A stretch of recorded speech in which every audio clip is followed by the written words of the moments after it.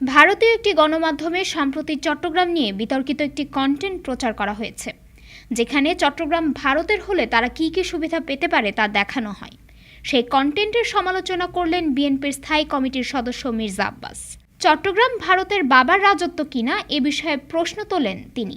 আর ওই একটা কি জানি একটা মলম বেচে একটা লোক আছে লাফায় লাফায় গিয়ে, যাই সেই লোকটা বলে এই তো চট্টগ্রামটা নিয়ে নিলে তো আমাদের, চট্টগ্রাম যদি আমাদের হয়ে যায় তাহলে তো আমাদের কোনো সমস্যা থাকে না, বা আবার রাজত্ব পাইছে চট্টগ্রাম যদি আমাদের হয়ে যায়।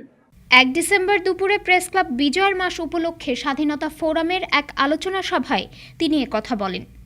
সামাজিক যোগাযোগ মাধ্যমে ওই উপস্থাপককে মলম বিক্রেতা বলে ট্রল করেন অনেকে।